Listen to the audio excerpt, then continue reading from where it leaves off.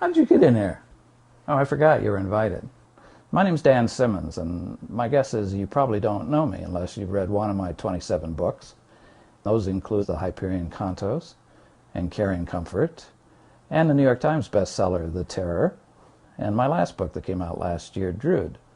Today I'd like to tell you about a new novel of mine that will be published in February 2010 from Reagan Arthur Books, an imprint of Little Brown and Company.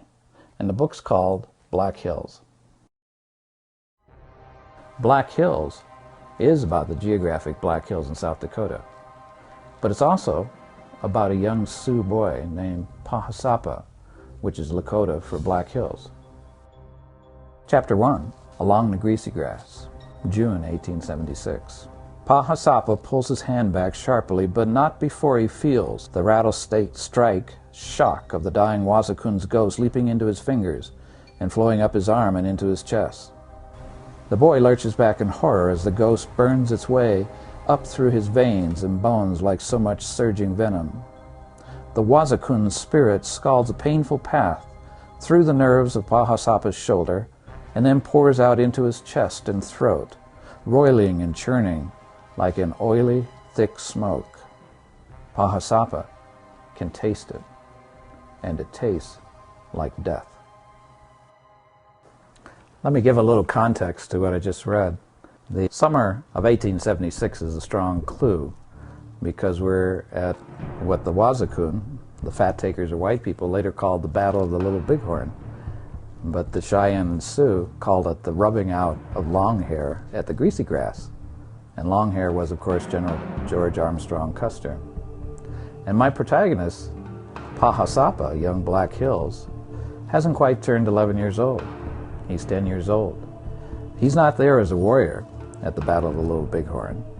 Young Pahasapa wants to be a holy man when he grows up, a shaman for the Sioux, who call themselves the natural free human beings. But he's at this great gathering, one of the largest gatherings of the Plains Indians in American history, to study with Sitting Bull and others to be a holy man.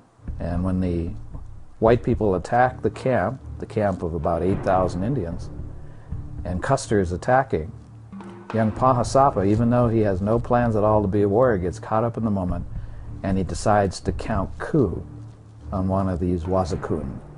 Counting coup was the ultimate act of courage, and it didn't involve harming anyone. It meant rushing at an enemy and touching that enemy, either with a bare hand or with a coup stick, just for that purpose. But of course, young Pahasapa doesn't have a coup stick. So he rides with the actual warriors into the dust and the gunfire and the confusion and chaos of the Battle of the Little Bighorn, and he chooses one Wasakun, one fat taker, one white soldier to count coup on, and rushes forward and touches that soldier at the instant that soldier is killed. But, as we said, the soldier's long hair, General George Armstrong Custer.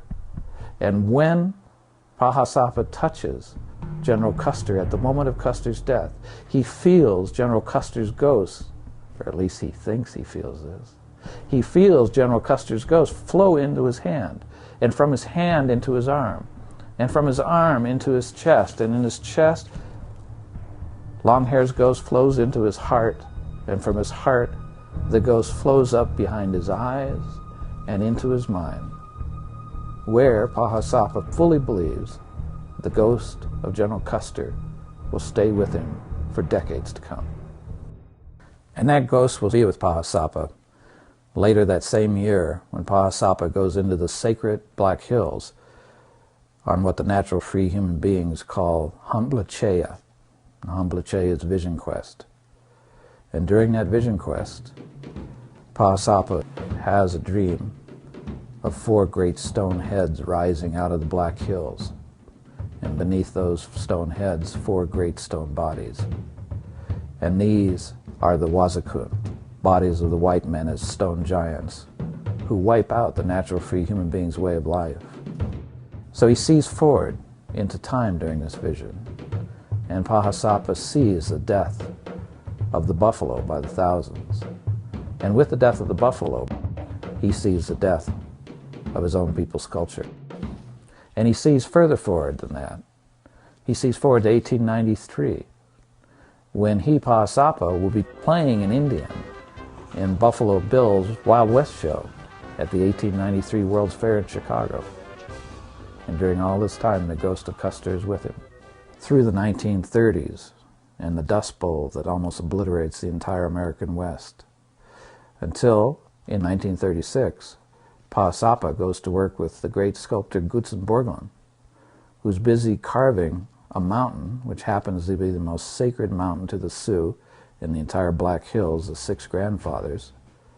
He's carving that mountain into the likeness of 4 Wasakun heads, the 4 American presidents. And he hires Pahasapa as chief dynamiter.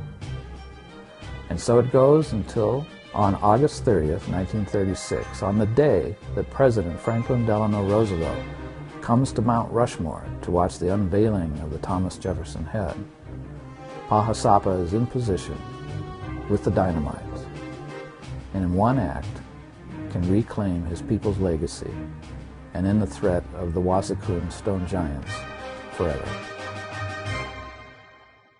The book is Black Hills by Dan Simmons.